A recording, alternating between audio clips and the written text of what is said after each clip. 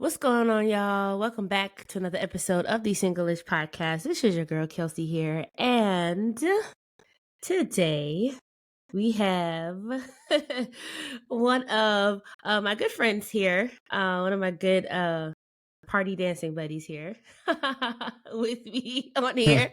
I'm just kidding, y'all. I'm just kidding.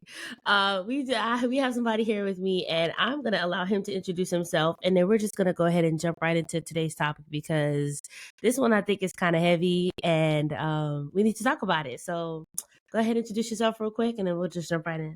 What's the world? My name is Caleb, from upstate New York, very far away from about 5 hours away from New York City. And I currently live in Atlanta, Georgia. I'm the man of many nicknames, everything from Mike, Windex, Soap, and depending on where you met me in life, is where you will what you'll call me when you meet me. So I'm glad to be here, and yeah, I'm excited for this conversation. Hold on. So wait, time out. Pause. You said Windex? Windex is one of my nicknames, yes. Windex, You Dino, Mr. Churchill. Okay, hold on. We gotta unpack this nickname real quick before we get into today's topic. So how did you even get the name Windex? So in the seventh grade, I transferred into the school that I graduated from, and I basically I just was I played basketball, and I was averaging like 10 rebounds a game in seventh grade, and so one of my Wow. teammates said, "Oh, we're gonna call you Windex because you clean the boards." And then like JV year, I like set a record for like rebounds in a game. I had like 17 rebounds and like 2 points. Interesting. And I was a guard too. So most people that can see me can see I'm not taller than most people, like the average person. And so I still wasn't like a tall guy. But so as a guard, a shooting guard, I had 17 rebounds in a game and 2 points. I only took like two shots. Yeah, so 17. Interesting. Yeah, I'm sorry. Like I just had to like sidebar that because I'm just like I've never heard anybody get called Windex before. So I was like, you know what? Let's just sidebar that. But okay, enough of that. So today's topic that I have here with Caleb today is the physical aesthetic versus the character aesthetic preference, choosing one over the other. Now, Caleb had the opportunity to be on this comfy couch, as I like to call it, uh, with a group of other individuals. And I'm going to allow him to reference that clip that damn near broke the internet, what I felt like. Um, damn near broke the internet. So I'm going to allow him to just kind of reference that clip, and then we're just going to kind of use that to just segue in today's conversation. Yeah, so it definitely got a lot of attention. Um, I think last I saw it was probably close to like 175 or almost 200,000 views on just Instagram. So I don't know where else it got posted. Um, Right. and basically, I was in a conversation with some people might know Ezekiel Zanwu and Preston Perry. They are spoken word artists as well as creatives and do a lot of different things. And so they're going on a tour this summer. I got invited to be part of their kind of almost like what the conversations are going to look like during the tour. And during that, I had they had a prompt. The prompt question was, um, the prompt was, it's women's fault that they're single. And through the conversation, this thought had come to me, kind of a theory that I had been toying around, and it kind of fit with where the conversation had flowed. And the overall theme of what I was communicating is that women understand that when they meet a man, that men are not perfect, that they have to Hmm. allow for the man to grow in some area, and that women are more likely to deal with a man that they find aesthetically pleasing but lacks in character, and they give grace for his character flaw, versus a man that has the character in which they desire, but he lacks in the aesthetic presentation that they desire. And so what I said is, one is easier to help change than the other. Right. One is like you don't know too many people that like their character grows unless they're like a dramatic experience happening in their life. But you can help somebody, get a different presentation, give them some new clothes, maybe teach them how to put some stuff together, help them maybe wear some different colognes or something like that. Those things, those are a lot easier to change than helping somebody be a person of integrity, helping them Mm-hmm. be someone that respects other people or honors people. That's a lot more, those are two different things.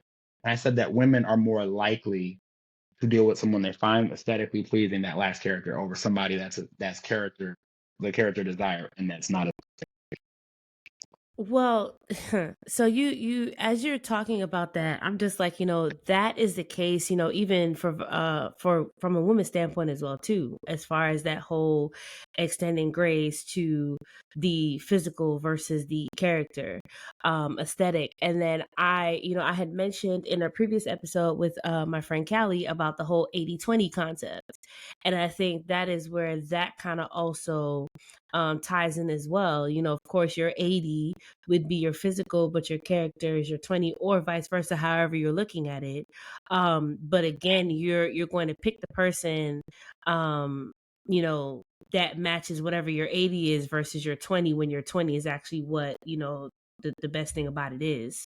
Um, so I mean, and I like to ask these questions because I'm just curious. I always like to get the male perspective. I know Caleb has really good insight in some of the conversations that we've shared offline. But why do you think that is, as far as like why people choose to pick that physical versus the character? I mean, you mentioned as far as like, yeah, it's easy to, assist someone in, just taking them on, like, just going shopping to say, okay, I think that this would fit you better than this, and vice versa. But why do you think that people go for that physical aesthetic versus that character aesthetic, even though that character is going to always supersede the physical? so so a couple of thoughts come to mind. One is that I do believe to some degree men do something similar. The difference though with men and women is that I think men can afford to deal with a woman that isn't as her character is not as going to be as character beneficial more so Hmm. than a woman, because typically the person leading in the relationship is a man. And so if you have somebody that's leading in the relationship that has poor character, it's more likely to damage the relationship. I think Mm. that neither is going to be optimal or ideal situation, but because uh be, but men that are dealing with women that are just aesthetically pleasing, but their character isn't what they want, they typically don't keep them for long as well. Like they don't keep them permanently. Mm. They're not like, I'm gonna marry this woman, I'm dating her. That typically doesn't happen because her character's trash. And so they're not typically gonna marry or keep that woman around a long time. They may keep her around because they want to show people what I got, Right. and they may smash and all kinds of stuff like that, but they're probably not going to go forward and make this person a permanent person in their life. And so your question was about why do people do that? And I think that in our current society, there's so many spaces in which you see people. You have social media, in which now you go from where our parents' generation, where you really only knew the people in the city or the town or the area that you were in your community. So if I was walking down the street and I saw, somebody I thought was beautiful, probably only the other people that lived in the community are the ones that saw her as well. Like it was just Right. us. That's all. It's not like I see this girl, she looks good, and I pull up her information, I find out she's got 100,000 followers on Instagram. Right. Like that same fine woman 30 years ago, he would have literally only been seen by whoever lives in that community. And the smaller that community, the Hmm. less likely he'd even see other people. The only time you really got to see people that were like exceptionally attractive was if you watched movies or you saw them on TV. True. And nowadays there's more people that probably are as attractive as the people you see on movies or on TV, and you can find them because of social media, Mhm. where they didn't have that same opportunity. Now, and that's a different conversation about social media influencers and all stuff like that. But my point is Right. that like we have more aesthetically, we have so many more options to see options. We have more options to see options, and and because of that, we always think that we have an opportunity with somebody or somebody that's so amazing.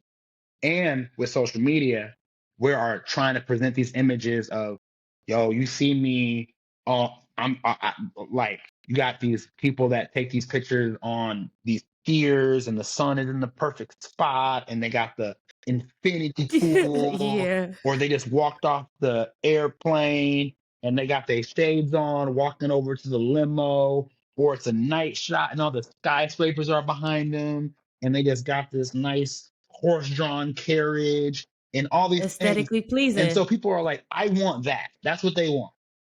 Mhm. People want that. And I think a lot of women predominantly are the ones that are feeding into that because they want these guys that are going to look so amazing in these shots. But a lot of the dudes that are just a lot of those guys that are in those pictures with those women aren't good people when you get to I know them. mean, When you get to hear about them because they end up in the news because they do some foolishness to women, or some of these right. women actually get to know them in real life, and they're like, yeah, these guys are awful. Or I know some of the dudes that women in my circles really want, and I'm like, that's not, that's if you knew. Uh, So Like, I'm not even gonna set you up for that okey doke. so a lot of women, I think they fall in love with, they want that for themselves because they're already building these social media spaces in their own life where they're taking all the pictures and all the stuff like that. They gotta have somebody that's gonna make it Mhm. look good when they're sitting next to them. They can't have Mhm. somebody that's the same height as them. Right. They Right. can't have a Right. dude that his beard not connected. That's like a big thing now. It's like, okay, the bear gotta connect, like that's like a super big thing. But as you're like talking about all of this, um, you made a very good point, because like, of course we're in our 30s and um you mentioned as far as like not having that heavy of a social media presence, back then, social media just started becoming like a thing, you know, a couple of years ago. Not literally a couple of years ago, but when we were growing up, we didn't have that social media. So we actually had to like physically meet people and actually interact with people in a physical space and in a physical setting and then formulate our relationships based off of that. Now, not saying that we didn't have social media when we grew up, not saying that we came from like the Stone Age or whatever, but the social media presence wasn't as heavy then when we were growing up as it is now. So definitely to your point, that makes a lot of sense as far as that social media aspect and having that aesthetically pleasing look on social media. And I like to say social media is a dangerous place and it's going to get a lot of folk in trouble because it's like, okay, you have this facade that people can easily put up on social media. Like you said, they can easily present themselves to be one thing. And then when you talk to them in real life, they're a bunch of assholes or they just lack true emotional intelligence to where you even want to associate yourself with those people. Like it it's a problem that I think we like really need to like address to some degree because it's really ruining a lot of people's hopes and it's really ruining a lot of people's reality about again people and what they may look like or just even like their character traits. So I think that's something that we probably need to like really really address for real. um Now, of course, we're talking about like the whole preference and all of that. Do you really think that like having a preference is like healthy on deciding on who you're dating for? Like, what is truly the likelihood of like you meeting somebody and they actually have the, physical and the character aesthetic or one or both or one more than the other? Like, what is the likelihood of that? Well, I don't think that you have to for quote unquote settle. I think that people should be allowed to be as picky as they want to be. I think the Right. issue is where are your preferences coming from? and Mhm. how married, I can't think of another word, so I'll just use that word. How married are you to those preferences? Like, how badly do you need those preferences? Like, I know a Mm. guy who he will not consider women. He's a great person to give examples of this married to preferences because I think that's the reason why he is single. Like he won't talk. Mm. Like his qualifications for women are that he has a height requirement. I think they have to be at least 5 foot. He has a need for them that they have to be African American. So not black. Like they need to be like a black American. So not like from Jamaica, not from Mm. like Okay. Africa, anywhere. Like they have to have like they root like 2 generations back gotta be niggas. Like that's like what it is. Niggas. Like he so they gotta be African. He's a black man, by the way. So African American. And I was Mhm. like, so you wouldn't talk to because the way I found out, because he was telling me about because I told him about this one African woman. She's African, lives in America, and he's like, yeah, I can't do it. I'm like, why? And he said he needs a black woman, like a black American. So not a woman that has black skin, So like a Black American meaning like a woman in the States, like born in the States, Black American or like Southern roots, Black born in the American. States, but then even her family, like, so it can't be like her parents immigrated here from, Egypt and she was born here. Like, no, it's like you go back, her parents were slaves. Like that, like her grandparents were slaves. Like that's how black she is. And so I'm like, okay, she Interesting. has to have natural hair. So and it's not even natural hair in the sense of like, there's a lot of women that they wear wigs, but their hair underneath is natural. He doesn't want women that wear wigs. They have to wear natural hair. I'm like, so, but a lot of women wear wigs is over their natural hair. Like, nah, he can't Right. do that.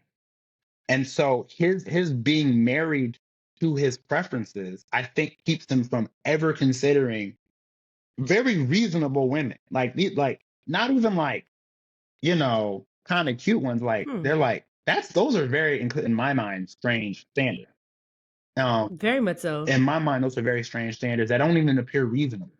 The only one that can be kind of reasonable is the height. And that's only because he's ish tall. Like he wants a woman that's like not a midget. I kind of get that a little bit.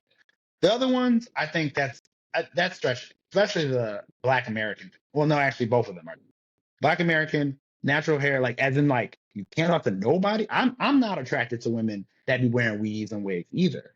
Like I like natural hair, but I'm for sure not gonna be like I'm not gonna talk to you because you wear a Right. wig. That's not gonna happen. And you I don't think it's a problem with preferences. You got to think about where your preferences are coming from, how married you are to them. Because I have what I like to tell people is I have one non-negotiable and 3 strong preferences. I don't really try to talk to women outside of those 3 strong preferences, but I will not talk to any woman that's outside of that non-negotiable. So, Mhm. and that's why this one non-negotiable. So you don't got that, I ain't talking to you at all. And that obviously goes without the fact of obviously it has to be a woman. Obviously, I have to be attracted to her. But Right. the strong preferences are strong preferences. So I will consider, and I have been on dates with women that are outside of those strong preferences. I just don't usually try to talk to them. I'm not married to their do it. There had to be a lot for me to do it, but I'm just saying, not that I can't. So I don't think it's a Hmm. problem for you to have preferences. I think that we're people, we will have preferences. I think what Right. happens is that some of us want the aesthetic expression so bad that we don't realize that most of a relationship, a marriage, is going to be a lot of mundane nothingness with this person that's what's going to matter. Do you appreciate being in spaces with this person? My mom shared Mhm. with me the other day. So their 32nd anniversary was about a week ago, a little over a week. Shout out. Shout out to them. Um, Yeah, absolutely. That's my people. You know, Mother's Day coming up too. My mom her Mother's Day gift, preferably. You know, she can get it before all the stuff to be in the mail. Um, but my mom told me on the phone in one of our last conversations. She said that my dad comes home from work and he hugs her. She says, "I'm in my favorite place." Oh. So wherever else in the world that she could be, her in his arms hugging him is her favorite place to be. Mm. And my dad has this thing that he says to her. He's like, there's 7.8 billion people in the world, and if they added some more, you'd still be my favorite one. And so when I see how they interact, they appreciate things that are not exciting, Right. but it's like they're with their favorite person. And I think we get so wrapped up in trying to have all these wonderful experiences with people, you actually enjoy the experience more when you're the person that you really enjoy being with. Right. So marriage is a lot less about, wonderful pictures, wonderful experience. It's even, I know this is gonna mess with some people. I know it's gonna mess with some people, but it's the truth. It's even a lot. It's not even about amazing sex. Like people put so much like emphasis on having great sex. You really don't have sex as much as you actually make it a big deal. Right. Exactly. Like, yes, sex matters and it's very important, but people make it so important that like there's so many things that can happen in life. I'll say it this way. There's so many things that can happen in life. What happens when you can't have sex with the person? Right. Listen.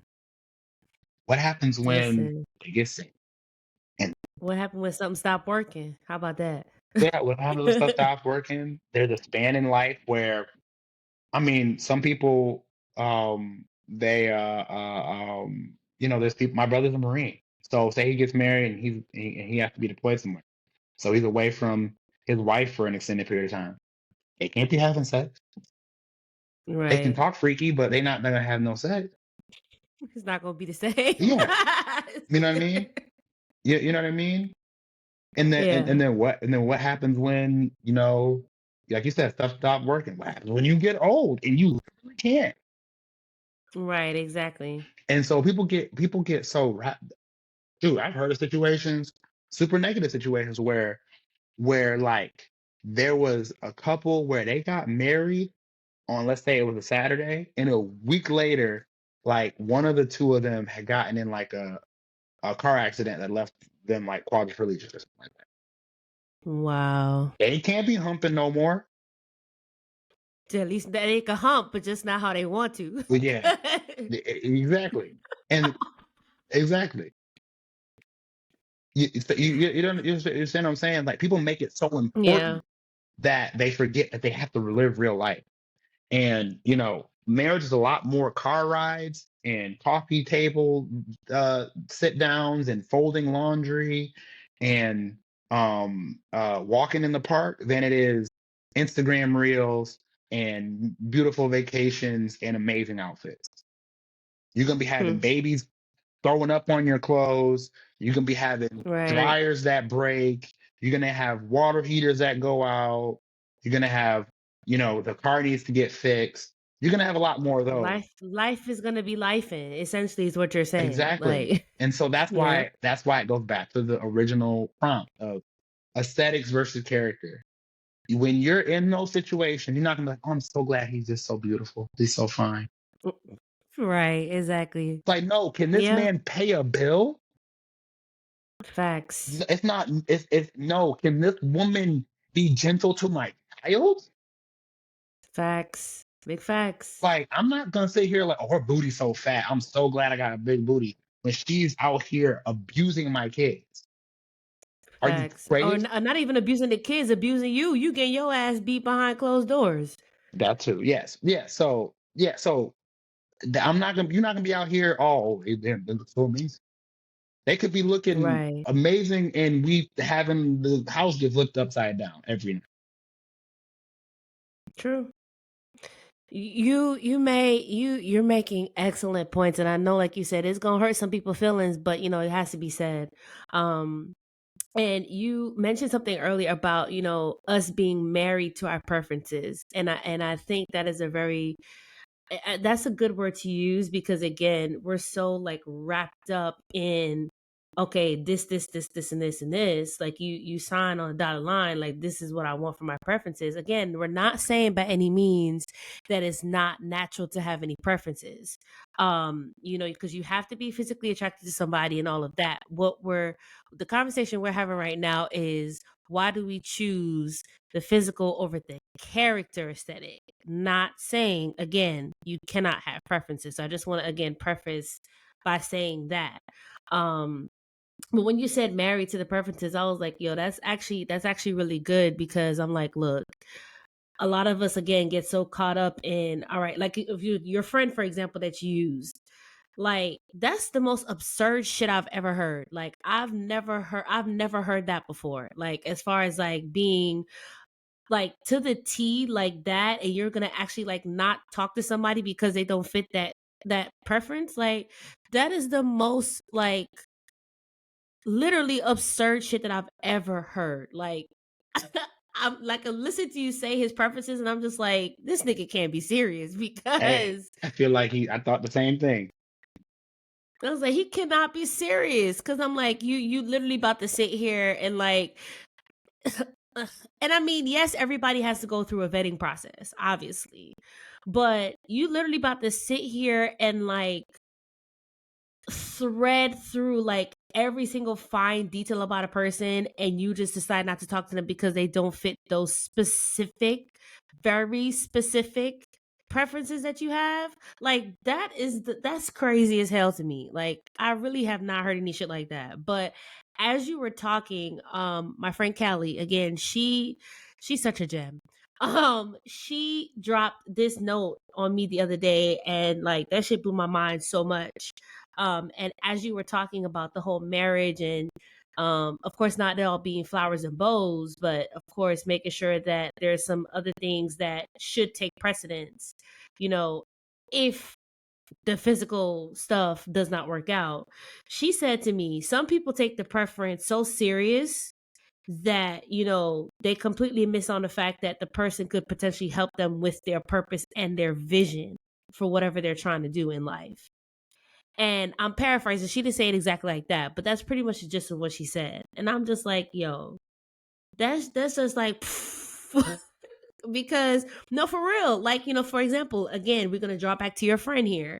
Like, whatever vision he's trying to pursue in life, whether it's on like a spiritual aspect or just like a personal aspect, what if this Black American under 5 feet, you know, slave, whatever your thought process is, what if she cannot help you? What if she can't help elevate you in any way, shape, or form? Right. But you're so busy focused on that part. And again, we're going to talk about elevation and vision and all of that at a later episode, so stay tuned for that.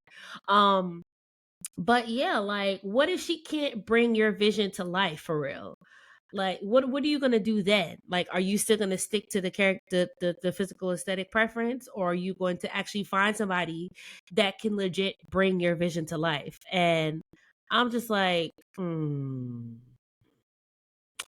that shit right there, like, nah, I gotta meet this guy, because I really am curious.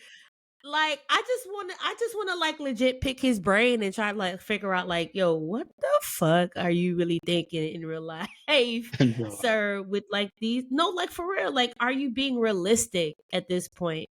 Um, but we had a conversation, numerous of conversations, and there was something that you said the other day that I was like, all right, nah, we gotta unpack this, or at least have to talk about it. Um, the revolving cycles of getting heartbroken because you decide to choose somebody that has your physical aesthetic preference over your character preference. And then of course having to of course be, we usually say those who don't fit those preferences usually get friend zoned as well. And that's another reason why your girl is in this English phase too, because she done been friend zoned a few times. Hey, it is what it is. But like I said, I just want us to kind of unpack that whole, you know revolving cycles of constantly getting heartbroken because you decide to choose that physical preference over another. And I'm gonna be honest with you too. I've noticed that as well. In some of the previous situations that I've been in, it's like, okay, yes, this person may look how you want them to look, but are they really edifying you in any way towards your character and just who you are as a person? As you mature and get older, and there's certain things that we need to have in life and stuff like that. So I just kind of want us to unpack that whole, cycles that we need to essentially break out of with this physical and, character aesthetic preference. So, what's your question again? I'm trying to make sure I got the question. As far as like the cycles part, like why do we still choose to continuously stay in these cycles if we know that our physical aesthetic preference is truly not good for us? Oh, Like okay. why is it that we stay in these toxic situations? So I heard a gentleman say, I heard this gentleman say not too long ago. He was talking to a bunch of room of singles, and he said that the person that you are attracted to, or the type of person that you're attracted to when you are healed, is very different than the person that you're attracted to when you are broken. And I think that the Mm, reason why we can be in a cycle um, of continuing to choose or engage with our preference that ends up actually having that's not good for us is probably because there's things about us that are broken, and we appreciate and are attracted to brokenness and toxicity in other people. Like we are mercy. attracted to, it's not so much that we're attracted to it consciously, we're like, we want that, but it's like the Right. experience that you have, because there's certain things that happen where there are people that are attracted to drama. And because drama breeds, or there is a dopamine hit to experiencing drama, especially when you feel like you've been rewarded with some level of like accomplishment. Is that through all of this mess, I was able to accomplish finding peace. And because you found peace in all of that, and it's not real peace, it's like, I got what I wanted. And so then now there's a Hmm. dopamine hit that you get. And then because of the way addiction, you understand like addiction and stuff like that, and how like you have to get more, you have to do more to get the same high you got the first time. That's why you can have this cycle of toxicity, because you have to do more, and there'd be more drama that you experience before you get what you want. And I really genuinely think that that gentleman's quote about healed versus broken is what you're attracted to, because I believe that healed people, or at least whole people, Mm-hmm. they're not attracted to or are going to spend a lot of time in dramatic situations, which goes back to that Facts. aesthetic versus character thing. If I'm in an argument with a woman that is fine as a mug, but she is annoying, or she's presenting like things that are like just not it. I've been on dates with beautiful women that on the date I'm like, yo, I like project forward in the in a potential relationship with her, and I'm like, she complains all the time about menial things, like small things. Yeah, that's not gonna be the one for me. I'm gonna let you be. He be, I tell you that some of the women that have been bad. And I'm just like, nah, bro, I cannot do that. I can't do it. But if I was somebody who really just was married to the fact that like I just wanted to be around this woman, and I want to hurt people to see Mm-hmm. me with this woman and know I was talking to this woman, because I even showed some of my boys like she got all the followers, they got all the followers, everybody trying to like her and stuff. I'm trying to figure out how I'm even here on the date with the woman, but I'm like, nah, it's not it. It's not it. And so I am, there's a certain level of wholeness that I already have, and I'm not attracted to craziness and toxicity. Like when I hear women say I'm Right. crazy, that's not something that's attractive to me. Women say, oh, I'm kind Hmm. of crazy. That's not something I'm like, oh yeah, that's someone I want to like try to invest in. I don't understand why women even say stuff like that, where they say it like that should be attractive. Like crazy is not attractive. Like where there's like only a very select few type of like connotations in which crazy can be deemed as positive. And Right. none of them Mm-hmm. are to describe a personality. It's Like, true. have you ever, like, legitimately, like It's true. exactly. So the only time I ever hear crazy being like something like positive is like, oh, you hear like a song, oh, that song was crazy. Right. Like Yeah. that's like when Hmm. something is crazy. When every time you hear a person being crazy, you're like, they need to be like talked to by a doctor. Like that's not, A it's never, psychiatric yeah, it's evaluation. never like, oh yeah, I would love this person to be part of my life. No. Um, so so that began with wait, where did that begin at? I don't remember where it began at. But I mean, to your point, like I hear what you're saying as far as, being attracted to a certain person Oh when yeah, you're whole. Like that whole statement you just made, that you quoted that person, like that shit, when you said it, that thing, I was just like, yeah, that's good. Because and again, we're going to be talking about healing and the inner work and all of that in future episodes as well. That is something that I really want people to like truly understand. That is like really, really important, especially not even in just when you're trying to deal with somebody romantically, but even when you're dealing with people that you're on a friend level with.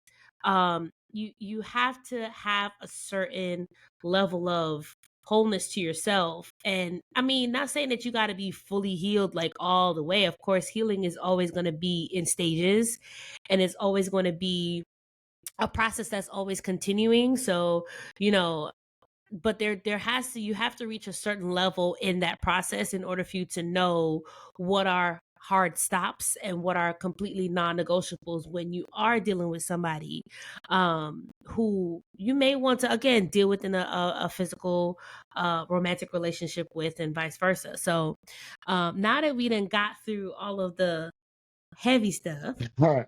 now we have come to the part of, that's my favorite part actually, is the story drop. So, story time. Do you have a situation where someone or even you you know, decided to go with a physical aesthetically pleasing person versus the character aesthetic?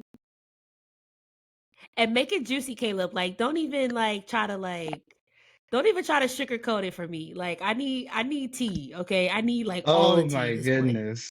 This is funny. I know what story you want. So That's the story I want. yeah, y'all, she knows me a little bit. So anyway, um, I can tell. That story's hard to like really contextualize, but I'll try to get it out. Um, I've known this woman for a little while, and initially in our interactions and stuff like that, it was rather platonic because it had to be, because she was in a relationship, and I don't play that game with trying to talk to women that are dating other people. Like, what's the point? Like, I As you see no should. issue. I mean, I see no point in it.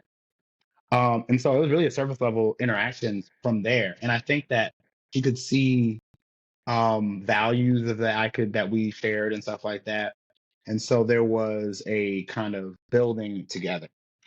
And then Mhm. over time, we ended up, I think, just really getting to know each other pretty well. And there were different parts in her life where she would find herself single and then with people. And I think that when some more real life things were happening to her, because she had seen my character, she was really leaning into seeking comfort in interacting with me. And I think that there was, when I kind of analyzed the people that she had interacted with, there was a certain kind of archetype that they had as it related Mhm. to their presentation, but their lack of character.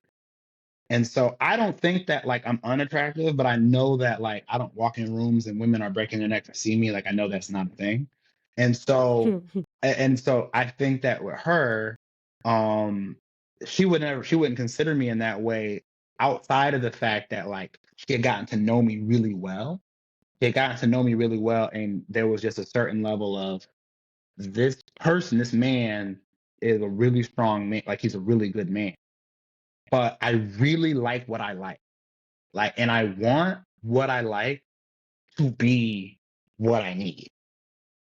Mhm. And so she, I think, she had fought for because there's a certain level of brokenness and erosion from those previous relationships over her life that I think made her um not even appreciate, what I had to offer, because goes back to what I said about how the person that you are, and it's a quote I'm going to start using too.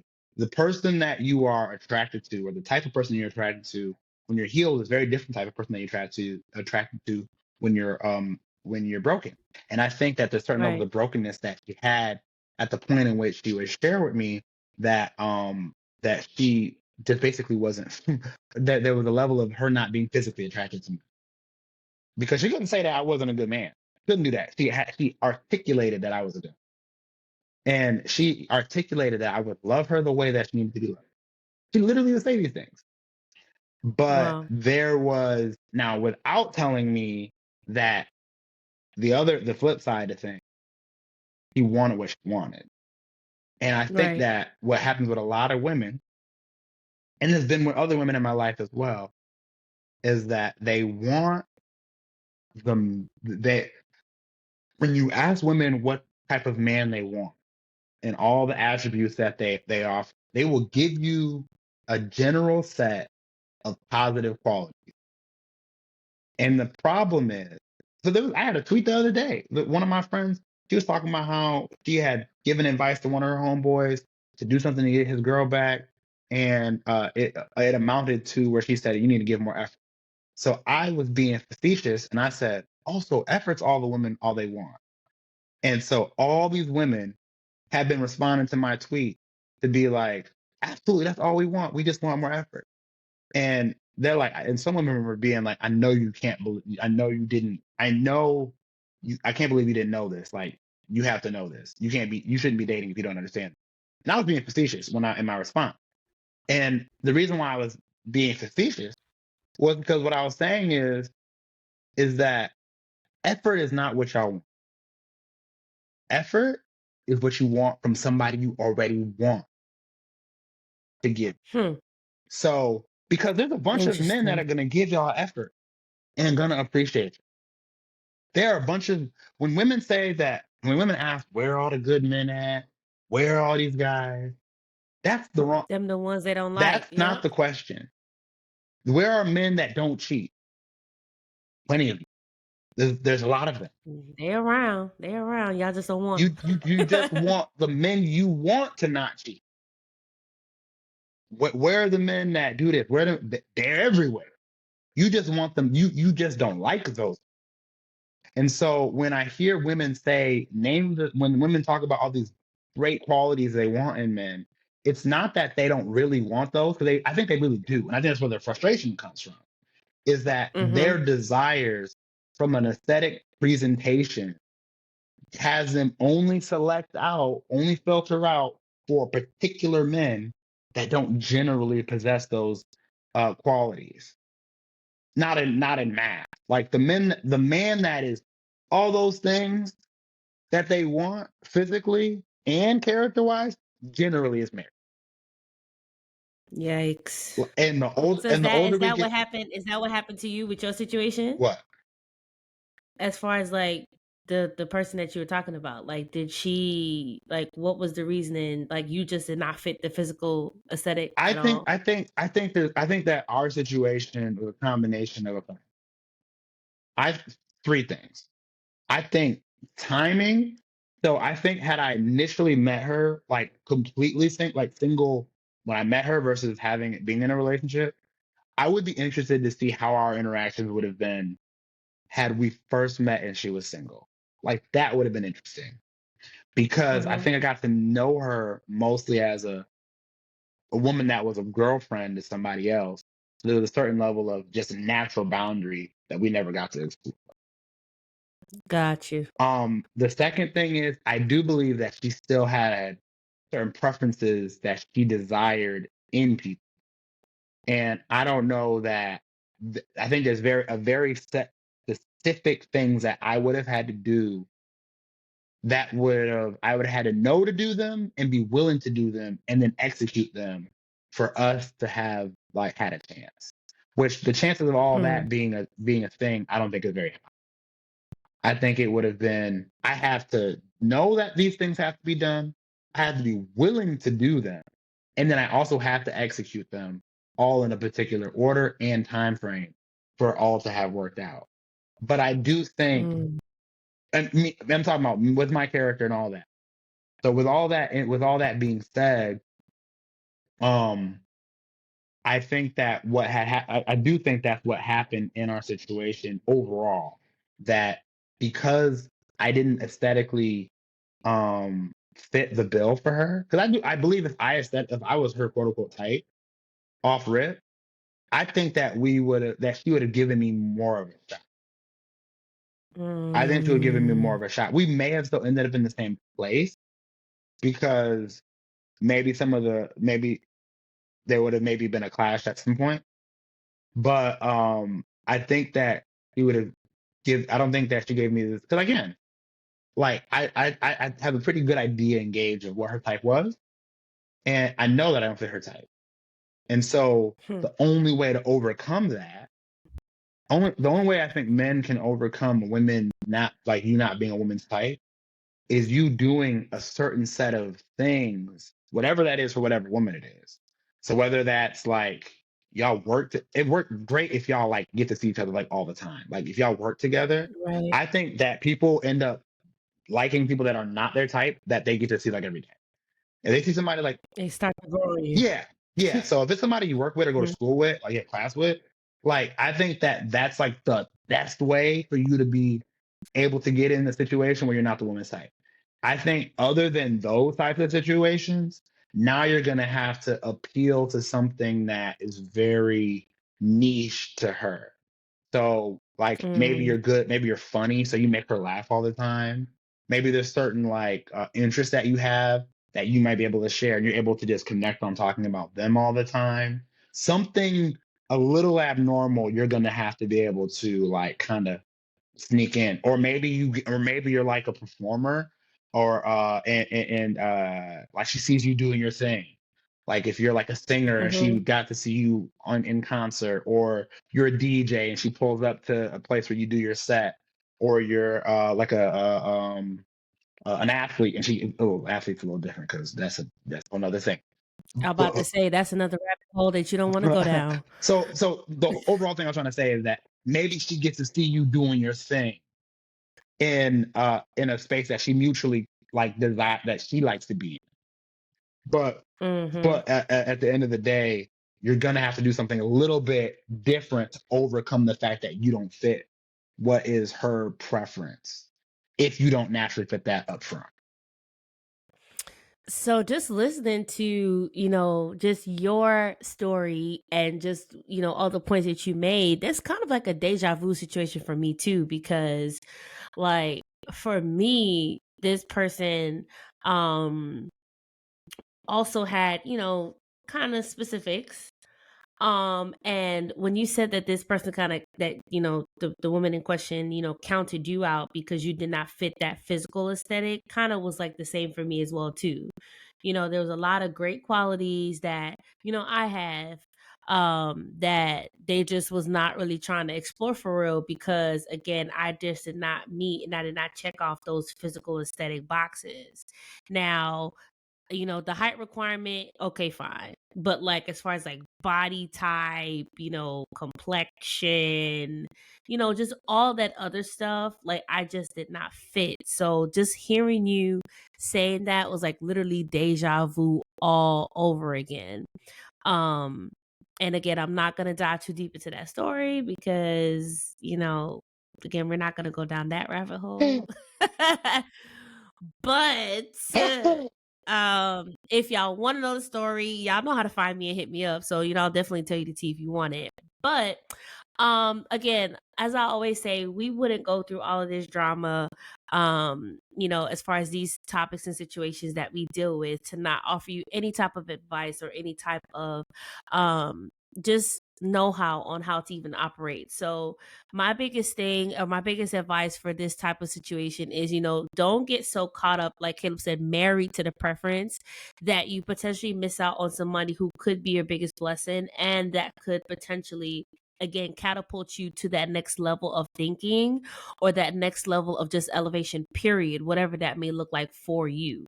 So, again, I want to say we're not saying don't have your preferences, but extend a little grace and just be a little bit lenient to getting to know the person first, and then make that decision, as far as if that's something that you want to deal with for real, before you, of course, go any further with that person, whether it's, on a friend level or on a romantic level. But again, don't stay so married to your preferences that you may miss out on the biggest blessing of your life. So Caleb, thank you again for coming on here and having this conversation with me. I appreciate you greatly. You can follow him on social media, DJ Soap 92. D as in dog, J as in James, soap, like the actual soap you bathe with, 92. And he's also an author of a couple of books, and you go find all of those on social media as well. So again, Caleb, thank you so much for joining me today. And as I always say, guys, be Singlish and own it, and go be great.